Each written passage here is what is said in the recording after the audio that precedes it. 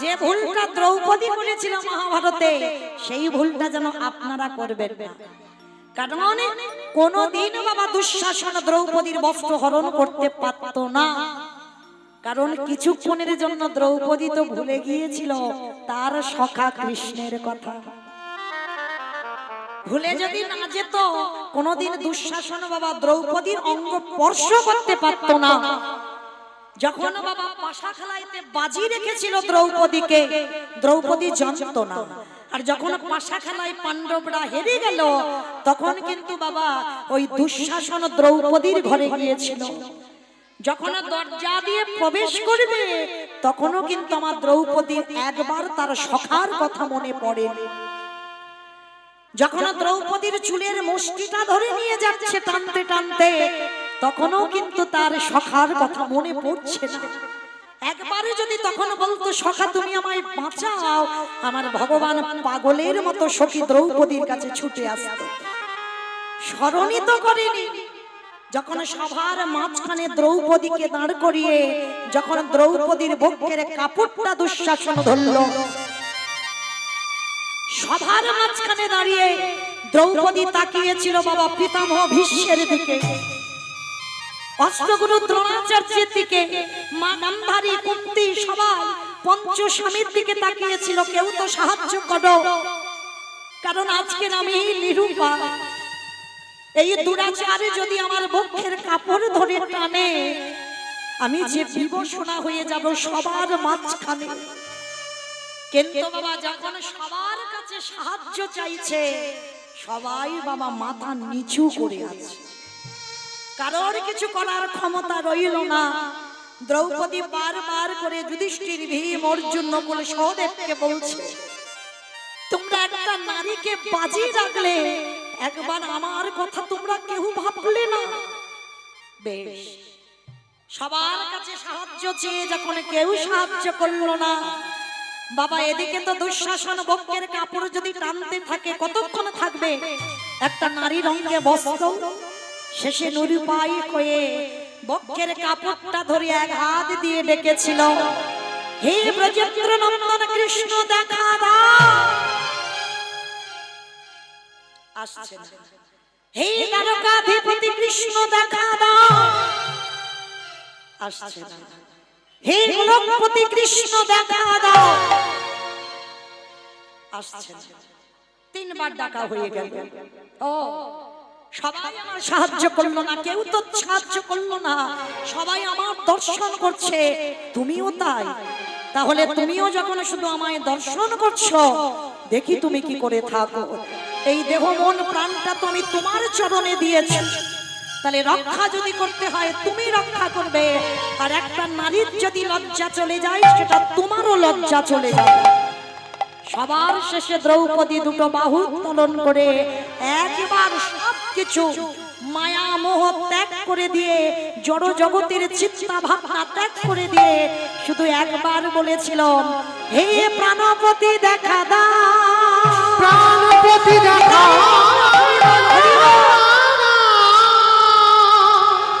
হে প্রাণপতি দেখা দাও, হে প্রাণপতি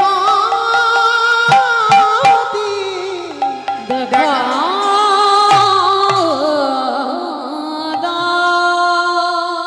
সেই না বলেছে প্রাণপতি দেখা দাও, সঙ্গে সঙ্গে আমার ভগবান আঙুলে বাবা যে কাপড়টা বাঁধা ছিল জানো তো, সেই যে যেদিন শিশুপাল বধ হলো, শিশুপালের যেদিন একাধিক অপরাধ ভগবান ক্ষমা করেছিল, তারপরে আর ক্ষমা করেনি। যেদিন শিশুপাল বধ হলো, সেদিন বাবা ওই সুদর্শন চক্র যে আঙুলে ধরেছিল, আঙুলটা কেটে গেল, আঙুল থেকে রক্ত ঝরে ঝরে পড়ছে। সভার মাঝখানে রতি মহারথীরা সবাই দাঁড়িয়ে আছে, সবাই তো বাবা শিশুপালের মাথার দিকে তাকিয়ে আছে, কিন্তু দ্রৌপদীর লক্ষ্য ছিল তার সখার দিকে। আঙুল দিয়ে রক্ত ঝরে পড়ছে, দ্রৌপদী কারোর কথা ভাবেনি। ছুটতে ছুটতে সভার মাঝখানে গিয়ে নিজের বস্ত্রটা ছিঁড়ে দিয়ে সখা কৃষ্ণের আঙুলে কাপড়টা বেঁধে দিয়েছে। সেদিন আমার ভগবান কৃষ্ণ, বন্ধ করো, সেদিন আমার ভগবান কৃষ্ণ মুচকি হেসে বলেছিল, সখী তুমি আমায় এত ভালোবাসো। রথী মহারথীরা সবাই দাঁড়িয়ে আছে, কেউ তো আমার হাতের রক্ত দেখতে পেল না, তুমি দেখলে। তবে সখী মনে রেখো, যেদিন তোমার কোনো বস্ত্রের প্রয়োজন হবে, যেদিন তোমার ঘোর বিপদ হবে, একবার তুমি আমাকে স্মরণ করো, আর আমাকে স্মরণ করলে আমি তৎক্ষণাৎ সেই বস্ত্র তোমার ফিরিয়ে দেব। আজকে দ্রৌপদীর ঘোর বিপদ, যেই না প্রাণপতি দেখা দাও বলেছে, আঙুল থেকে কাপড়টা খুলে যেখান থেকে দ্রৌপদীর বস্ত্র শেষ, সেখানে ভগবানের বস্ত্রটা জুড়ে গেছে।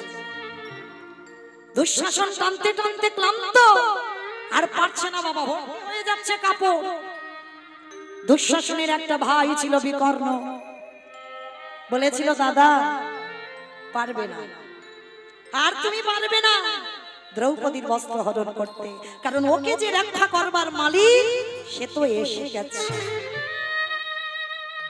কিন্তু দ্রৌপদী প্রশ্ন করেছিল, একটা কথা বলবো সখা,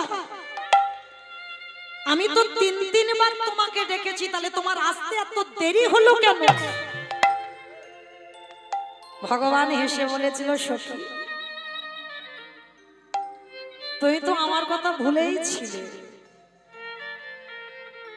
তুমি যদি না ভুলতে, তুমি তো প্রথমে আমার কাছে সাহায্য চাওনি। দেখো তোমার পাঁচটা স্বামী, তারা কিছু করতে পারলো না। তাহলে এর থেকে বোঝা যাচ্ছে বাবা, জগৎকে বোঝালো ভগবান, এ জগতে তোমাকে কেউ কিছু করতে পারবে না। বিপদে পড়লে তুমি ভগবানের চরণ আশ্রয় করবে, সেই পারে একমাত্র তোমাকে রক্ষা করতে। তো আজকের দ্রৌপদী বলছে, আমি তো তিনবার ডেকেছি, তুমি কেন এলে না, এত দেরি করলে কেন? ভগবান বলছে, সখী তুমি প্রথমে আমায় কি বলে ডেকেছো? বলে, কেন? আমি বললাম, ব্রজেন্দ্র নন্দন কৃষ্ণ দেখা দাও। তোমার এই হস্তিনাপুর থেকে ব্রজধাম 3 দিনের পথ, আসতে টাইম লাগবে না? তারপরে কি বলেছো? হে দ্বারকাধিপতি কৃষ্ণ দেখা দাও। কি গো, আসতে টাইম লাগবে না দ্বারকা থেকে এখানে? তারপরে কি বলেছো? তারপরে বললে, হে গোলকপতি কৃষ্ণ দেখা দাও। গোলক থেকে তোমার হস্তিনাপুরে আসতে টাইম লাগবে না? ওই জন্য তো দেরি হলো। বেশ, তাহলে 3 বারের ডাকে এলে না, 4 বারের ডাকে কেন এলে? সখী তুমি 4 বারে কি বলেছো বলো তো দেখি আগে। বলে, কেন 4 বারে আমি বললাম, প্রাণপতি দেখা দাও। হস্তিনাপুর কোথায়, আর তোমার প্রাণটা কোথায়? যদি জগতে একজন ভক্ত আমায় ডাকে, প্রাণপতি দেখা দাও, আমি যে তৎক্ষণাৎ পৃথিবীর যেখানে থাকি না কেন, তৎক্ষণাৎ আমি ছুটে এসে সেই ভক্তকে সাহায্য করবার জন্য হাত বাড়িয়ে দিই। তাই তো তুমি যখনই বললে প্রাণপতি দেখা দাও, আমি সঙ্গে সঙ্গে তোমার কাছে এসে হাজির। সখারে এই জগতে সংসার আছে,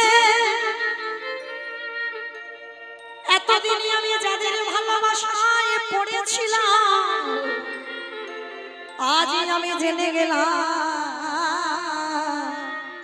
ওহে দিনের দয়াল দীনবন্ধু, তোমার মতো বন্ধু আর জগতে কেউ হবে না। কীর্তন শুনলে কি হয়, কীর্তন গাইলে কি হয়, যারা যারা ভগবানকে সেবা পূজা করে তাদেরও কি হয়, আর যারা শুধু খায় দায় ঘুমায় আর টিভি সিরিয়াল দেখে ওদেরও যে কি হবে। আজকে না আমাদের এই লীলার মধ্যে আজকের আস্বাদন হবে। চলে তো একটু মন দিয়ে শুনবেন না, কীর্তনের শেষে আমার প্রশ্ন থাকবে, কেমন? প্রশ্নের উত্তর দিলেই চলে যাব, আবার পরবর্তী দল আসবে। চল একটু মন দেবেন। দেবর্ষী নাটক মনে মনে চিন্তা করলেন, অনেকদিন মরতে যাই না, আজ আমি একটু মরতে যাব। অমাইরা মর্ত কোনটা গো? উপরেরটা, উপরে। উপরটা নাকি মর্ত?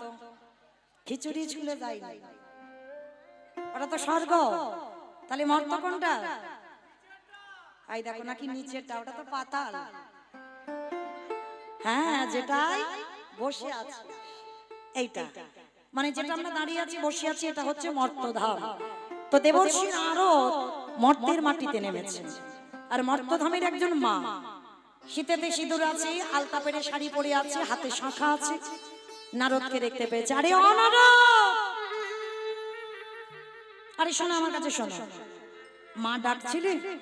হ্যাঁ নারদ ডেকেছি। আচ্ছা বলো তো দেখি, যারা যারা ভগবানকে সেবা পূজা করে তার শেষ জীবনে গতি কি হয়? কথাটা শুনে দেবর্ষি নারদ বলছে, ওমা এ প্রশ্নের উত্তর তো আমার জানা নাই। সে কি, তুমি ভগবানের সঙ্গে থাকো, তুমি জানো না? তাহলে কে জানে? বলে আমার বাবা নিশ্চয়ই বললে বলতে পারে। নারদের বাবাটাকে ব্রহ্মা, ব্রহ্মার মানস পুত্র। বলে ব্রহ্মা নিশ্চয়ই জানবে। চতুর্মুখী ব্রহ্মার কাছে গেছে, পিতা বলো তো, যারা কীর্তন শোনে, যারা কীর্তন গায়, যারা ভগবানকে সেবা পূজা করে, তার শেষ জীবনের গতিটা কি হয়? চতুর্মুখী ব্রহ্মা বলছে, নারদ এ প্রশ্নের উত্তর তো আমার জানা নাই। সে কি, আমি জানি না, তুমি আমার বাবা জানো না, তাহলে কে জানে? বলে একজন জানলে জানতে পারে, যে গাঁজা ভাং খায়। ওমা কে খাই গো?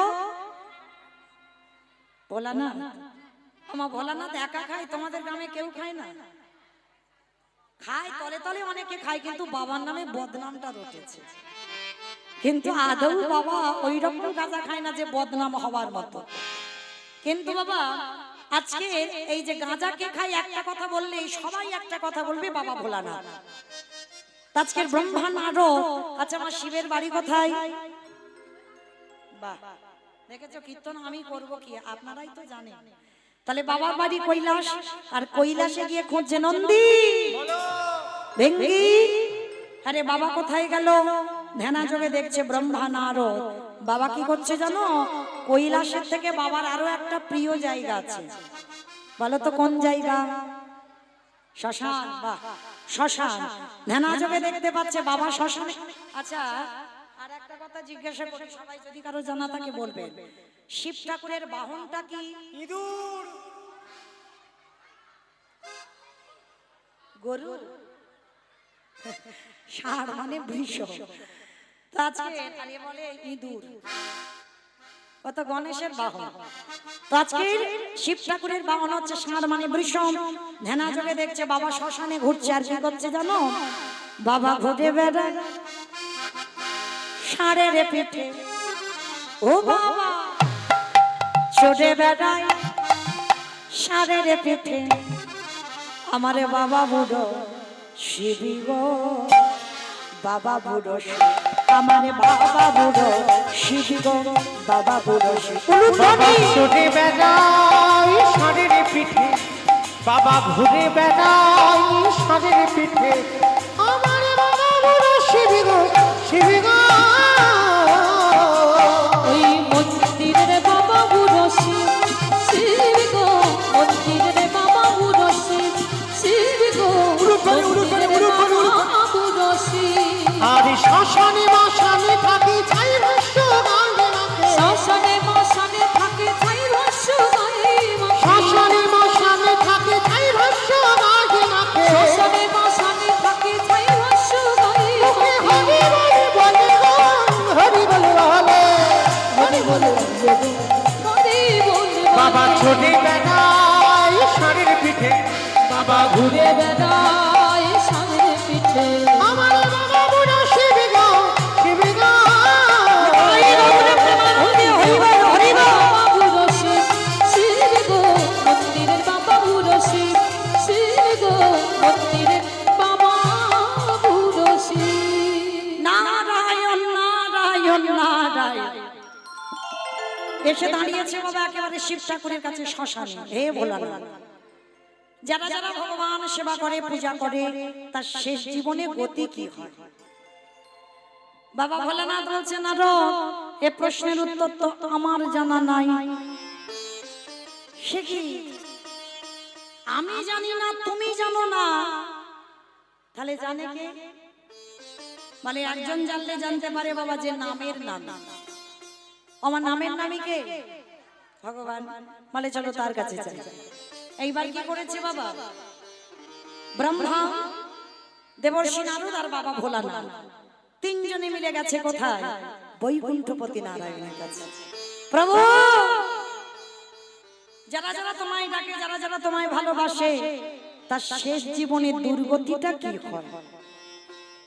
কথাটা শুনে বলছে নারদ, এ প্রশ্নের উত্তর আমার জানা নাই। আমি জানি না, আমার বাবা জানে না, শিব জানে না, তুমি জানো না, তাহলে জানে কে? বলে একজনই জানতে পারে, তারাই জানবে। কারা? যারাই আমার নামে ভালোবাসে, যারাই আমার নামে বদনে উচ্চারণ করে, আমার নামে বদনে উচ্চারণ করে, যারা নয়নের জলে একেবারে নয়নের জলে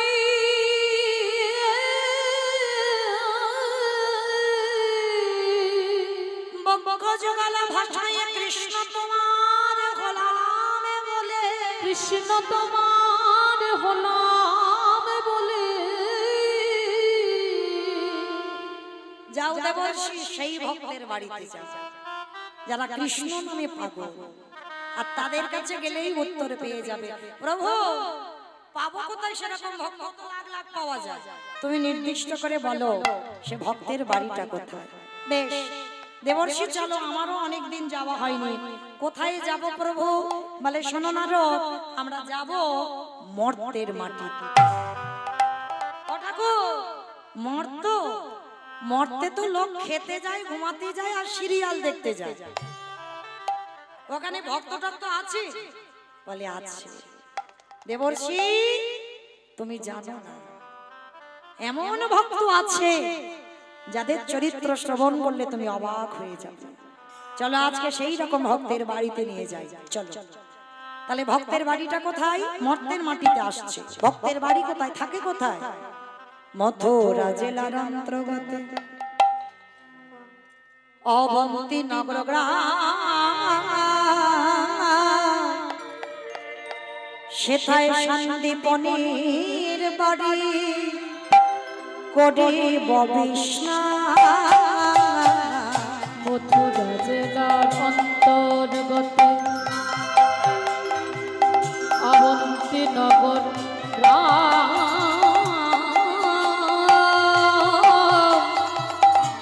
সেথা সন্দীপনের বাড়ি করিব বিস্নান। আজ যাব আমি না ভক্তে ঘরে, ও গো নারদ যাব আমরা সেই ভক্তের ঘরে। আজ বিশ্রাম লো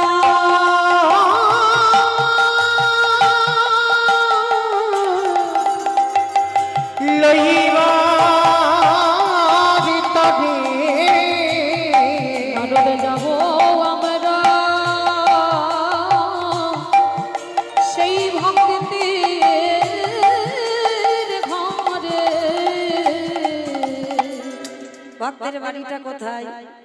মথুরা জেলার অন্তর্গত অবন্তী নগর গ্রাম। আর এই অবন্তী নগর গ্রামে ভগবানের ভক্ত বাস করে, যার নাম হলো সন্দীপন মুনি। আর এই সন্দীপন মুনি কেমন ভক্ত? প্রতিদিন ব্রহ্ম মুহূর্তে ঘুম থেকে ওঠে, যমুনায় স্নান করে ভিজে কাপড়ে বাবা দরজার ধারে বসে বসে কাঁদে, আর নয়ন জলে ভোগ ভাসিয়ে বলে, দয়াময় আমার ঘরে একটা অতিথি দাও।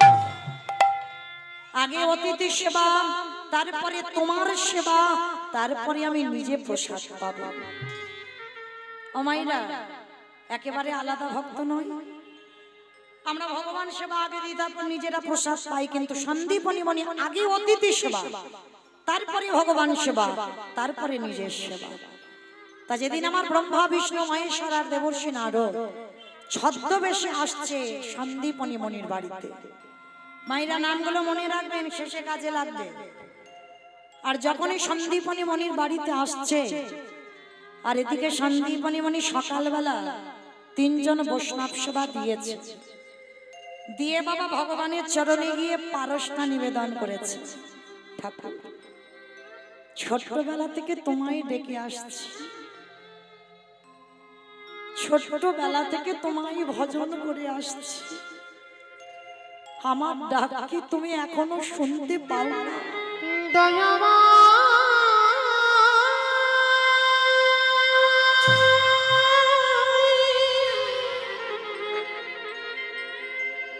ওগো কৃপা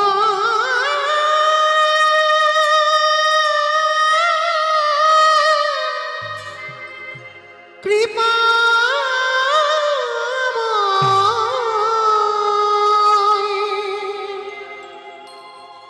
একেবারে দেখা না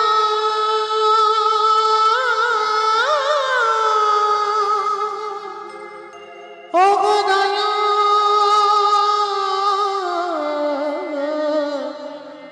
দয়া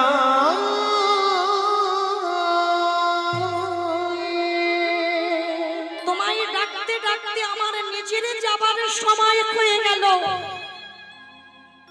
ছোটবেলা থেকে তোমায় ডাকছি, একবার কি তুমি শুনতে পাও না? আমার চোখের জল দেখতে আমি পাও না? কোথাও গেলে পাব দেখা বলো না দয়াময়, ওগো দয়াময়ী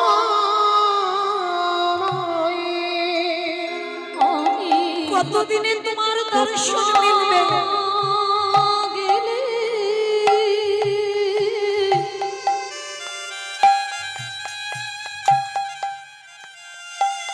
পাব রে দেখা ওগো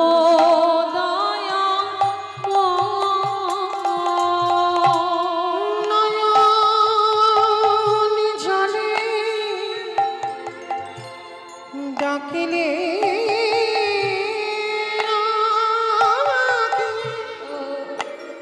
প্রভু তোমার কৃপা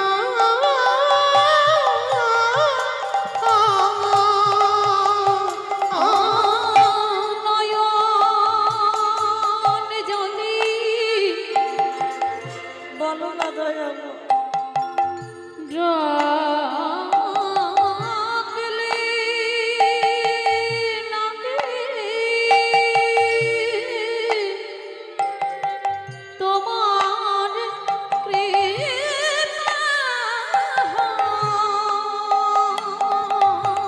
কোথাও গেলে দাও প্রভু, পাব দেখা ওগো দয়াময়ী নিতাই গৌরে কৃষ্ণ প্রেমানন্দে হরি বল হরি বল হরি বল। ওগো দয়াময় দেখা দাও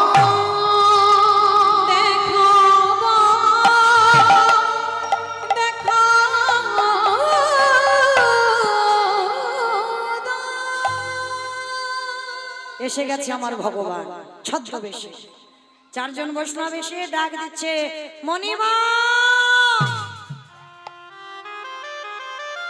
মনিবা। যেই না মনিবার মনিবর বলে ডেকেছে বাবা, তাড়াতাড়ি করে সন্দীপনী মনি ভগবানের পারসটা রেখে দরজায় এসে দাঁড়িয়েছে। মায়েরা বলেন তো, আগে অতিথি সেবা না আগে ভগবান সেবা? অতিথি সেবা জানি সবাই, মানি কজন?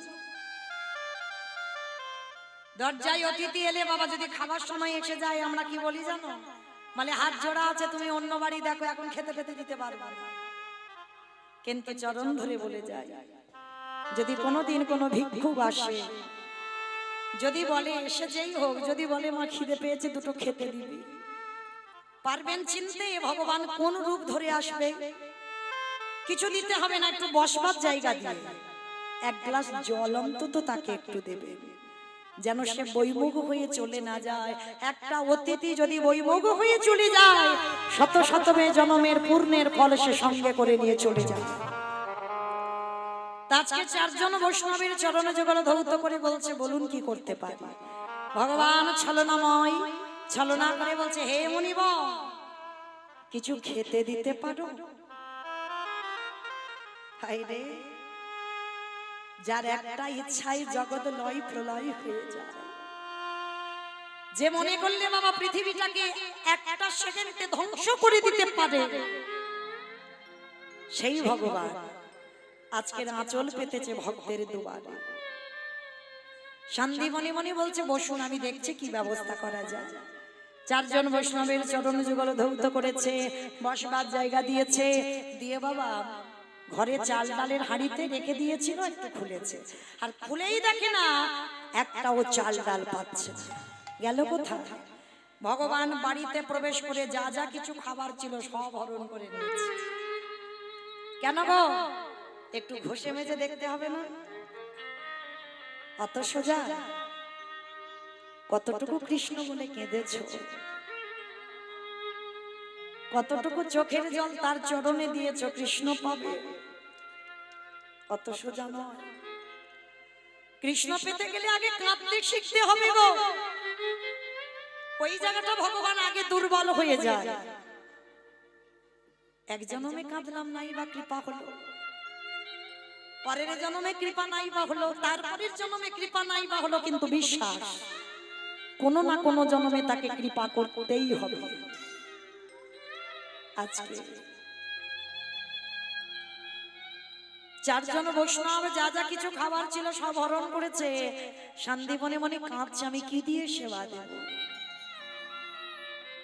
মায়েরা একটা কথা বলে যাই, মনে রাখবেন, স্মরণে রাখবেন, যারা লক্ষ্মী, কালী, দুর্গা, সরস্বতী, মনসা, শীতলা ভক্ত, তাদের পার আছে,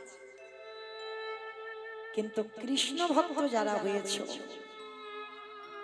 সারা জীবন তোমার কাঁদতে হবে।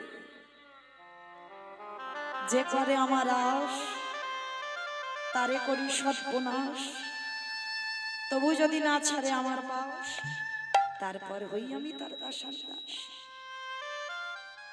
ওর কাছ থেকে যদি কৃষ্ণ ভক্ত হও, তাহলে আপন জনদের আগে আগে কেড়ে নেবে, সব কেড়ে নেবে। কেড়ে নেবার পরেও যদি ভগবানের চরণ না ছাড়ে, তারপরে আমার ভগবান তোমাকে চরণে ঠাঁই দেবে। কিন্তু মায়েরা দুর্বল হলে হবে না, যে আপন জন হারিয়েছ, ঠাকুর ডাকবো না, ঠাকুর বিশ্বাস করি না, ভুল কথা। যত কষ্ট পাবে, যত ব্যথা পাবে, যত দুঃখ পাবে, যত যন্ত্রণা পাবে, তত আমার ভগবান তোমার কাছে কাছে থাকে। আর যারা সুখের মঞ্চে বসে আছে, যারা আনন্দের মঞ্চে বসে আছে, মনে রাখবেন কোনোদিন ভগবান সুখের মঞ্চে যারা থাকে সেখানে ভগবান থাকে না। কৃষ্ণ ভক্ত যারা হবে, যদি বাবা তোমার মাথাতে একটু ছাদও থাকে, চিন্তা করবে ভগবান কখনোই মাথা থেকে ছাদটা কেড়ে নেবে। এটাই হচ্ছে কৃষ্ণ ভক্তদের পরীক্ষা। তারপরে যদি তুমি দুর্বল না হও, তারপরে কৃপা করবে। কিন্তু কষ্ট দিচ্ছে বলে কি ভগবান তোমার সঙ্গে নেই? বেশি আছে। তো আজকে সন্দীপনি মনি কাঁদছে, কিন্তু ঘরে কিছু নেই। আর এই সন্দীপনি মনির একটা 5 বছরের ছেলে আছে, বাবা যাকে বটু বলে ডাকতো। বটু ছুটতে ছুটতে এসেছে, বাবা বাবা তুমি কেঁদো না, দাও তো দেখি ঝোলাটা, আমি একটু গ্রাম থেকে ভিক্ষা করি আনি। তুই পারবি বাবা? কেন পারবো না, দাও। ওদেরই বাড়িতে তো ভগবান ছদ্মবেশে বসে আছে। মনে মনে চিন্তা করলে, এই রে এলাম ওর বাবাকে পরীক্ষা, কিন্তু ওর ছেলে বাধা হয়ে দাঁড়ালো। যাক, ছেলেটাকে একটু তো ঘষে মেজে দেখতে হবে, ছেলেটাকে পরীক্ষা করতে হবে। কিরকম পরীক্ষা? ভগবান ওদেরই বাড়িতে ছদ্মবেশে বসে আছে, থাকতে থাকতে ভগবানের দেহ থেকে একটা বটুর মূর্তি বের করেছে। অমাইরা, একটা ছেলে যদি আপনাদের গোটা গ্রাম 5 মিনিট আগে ভিক্ষা করে নিয়ে যায়, ওই ছেলেটা যদি আবার 5 মিনিট পরে আসে, আপনারা দেবেন ভিক্ষা তাকে? কত কটু কথা বলবেন না। বটুরি জীবনে দৌর্গতিটা আজকে ঠিক এই রকম হলো। ভগবান বটু সেজে গোটা গ্রাম ভিক্ষা করে নিয়ে চলে এসেছে, এইবার আসল বটু যাচ্ছে ভিক্ষা। পাশে ভগবানের মন্দির আছে, গিয়ে জানাচ্ছে কৃষ্ণ আমার জন্য নয়, আমার বাবা মার জন্য নয়, আমি যাচ্ছি অতিথি সেবার জন্য ভিক্ষা। দেখি আমি যেন দুটি চাল ডাল পাই। ভগবান ওদেরই বাড়িতে বসে মুচকি মুচকি হাসছে, বেটা তুমি যাও, তোমার জব তো আমি করব। কারণ ওর রূপ ধরে তো গোটা গ্রাম ভিক্ষা করে নিয়ে চলে এসেছে। এইবার আসল বটু যাচ্ছে। কৃষ্ণ ছাড়া কে গেছে আমার,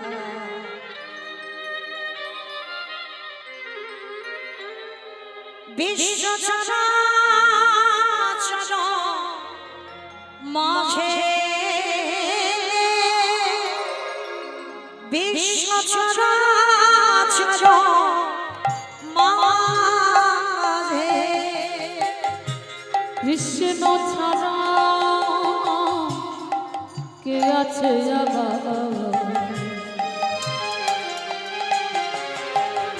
বিশ্ব চরাচর মাঝে,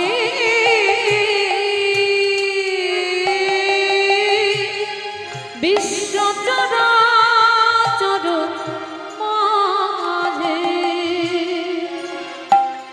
ছিল জমা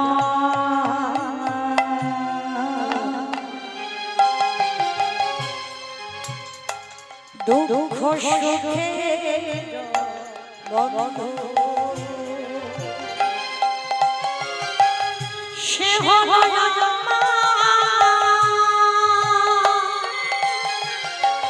ভাব পারে সিন্ধু, সে ছিল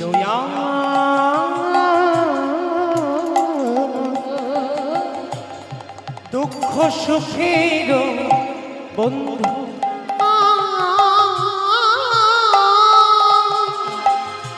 সে হল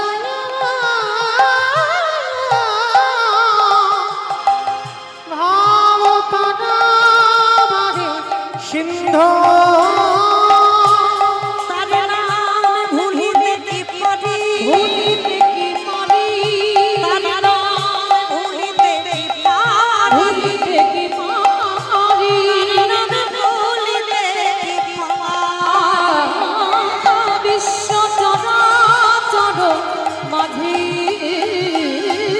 বিশ্ব চরাচর মাঝে দেখা দেখা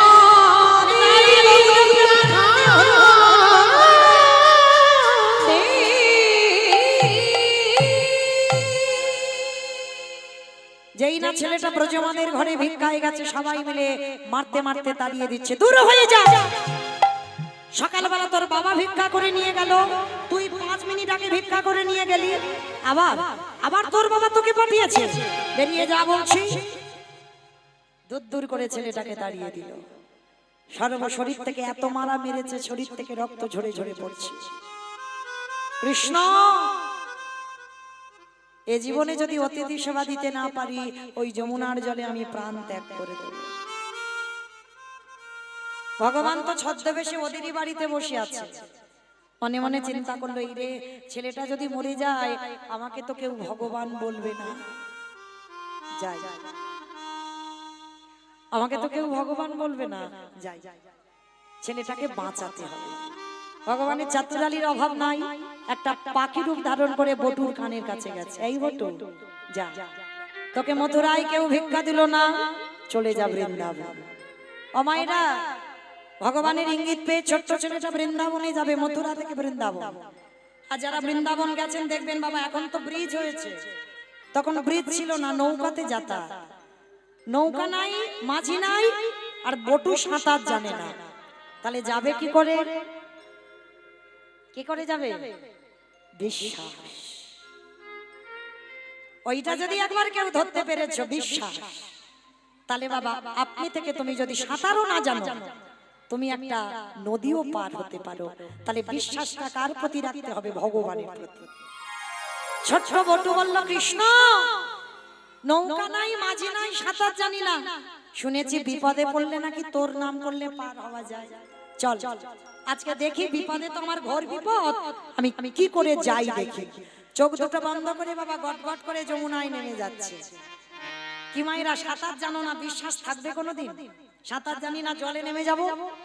কিন্তু বটুর কত বিশ্বাস, চোখ দুটো বন্ধ করে এক পা দুপা করে নামতে যাচ্ছে, আর যমুনায় যাচ্ছে ওই কৃষ্ণ নামটাকে স্মরণ করে। কৃষ্ণ নামে মায়েরা একটা প্রেম সে বলুন ধ্বনি দেন। বৈঠা হাতে চলে রে তোরি গাইয়া, ওই কৃষ্ণ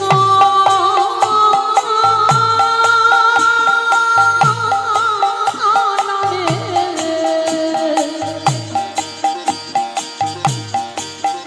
বৈঠাতে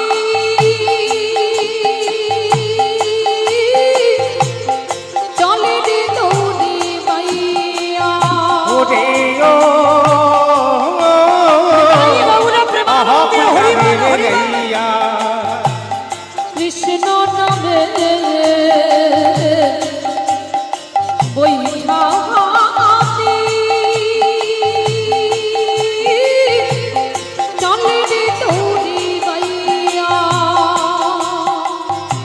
চারিদিকে আকাশ মেঘাচ্ছন্ন, টিপ টিপ করে বৃষ্টি পড়ছে, মোহর মোহর বর্ষপাত।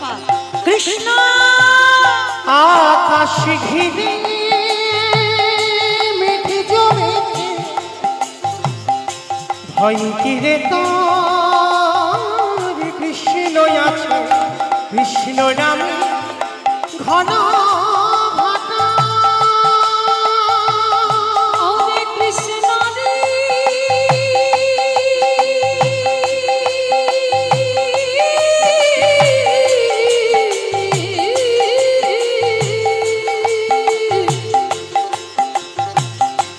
ওরে কৃষ্ণ রে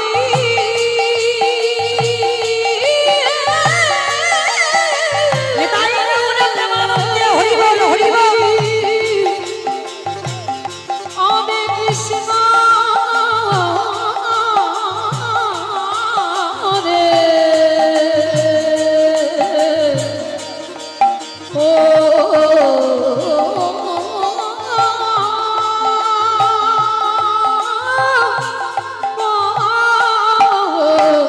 কৃষ্ণ রে। ছোট্ট ছেলেটা চোখটা যখন খুলেছে বাবা, তখন দেখে না যমুনার ও ঘাটে চলে গেছে। পিছনে তাকিয়ে দেখে না বাবা বিশাল বড় যমুনা ফেলে এসেছে। কৃষ্ণ তোর এত অহিতুকি কৃপা, মা পূর্ণমাসীর ঘরে গিয়ে আঁচলটা পেতেছে, আর যেই না পাতা চাল ডাল আলু সবজি পুটলিটা বেঁধে দিয়েছে। এই খোকা যা, নদী পার হয়ে যমুনা পার হয়ে মথুরায় গেলেই অতিথি সেবা হয়ে যাবে। ছোট্ট ছেলেটার মনে বড় আনন্দ, মনে আনন্দে গদগদ হয়ে যমুনার ঘাটে এসেছে। আর ওদেরই বাড়িতে তো ভগবান ছদ্মবেশে আছে। মনে মনে চিন্তা করলেন এত তাড়াতাড়ি তো খাবো না, এত তাড়াতাড়ি খাবো না, আর একটু ঘষে মেজে দেখতে হবে। ভগবান কি করেছে জানো? কুর্ম রূপ ধারণ করেছে। অমাইরা কুর্ম মানে কি গো? কচ্ছপ। কুর্ম মানে কচ্ছপ। ভগবানের 10টা অবতার জানো তো? সত্যযুগে 5টা, মৎস্য কুর্ম বরাহ নৃসিংহ বামন সত্যযুগে। ত্রেতা যুগে 2টো রাম, ভৃগু বংশে যমদগ্নির ঔরসী, মা রেণুকার গর্ভে জন্ম নিল ভিগুরাম বা পরশুরাম। আর একটা ক্ষত্রিয় কুলের রাজা দশরথের ঔরসে মা কৌশল্যার ঘরে জন্ম নিল দাশরথী রাম বা সীতাপতি রাম। দাপরে একটা বলরাম, কলিতে একটা হয়ে গেছে বুদ্ধ অবতার, আর একটা আসছে কল্কি অবতার। মানে এখন পর্যন্ত 9টা কমপ্লিট হয়েছে, আর একটা বাকি আছে কল্কি অবতারটা, ওটা কলির শেষে আসবে। তো আজকের ভগবান কুর্ম হয়েছে কেন? শুধু কি ভক্তের পরীক্ষা করবে বলে না, ওর সঙ্গে আরো একটা কাজ আছে। কি কাজ? আমারে ভগবান আজ যমুনার ঘাটে আজ কুর্ম রূপে ধারণ করে আজ কেমন দাঁড়াইছে কেন গো আজ ভক্ত পদ ধুলা আজ ভগবান অঙ্গে মাগে বাড়ি লাগি ও যে ভাগিতে হরি বল হরি বল হরি বল হরি বল ভগবান ভাগিত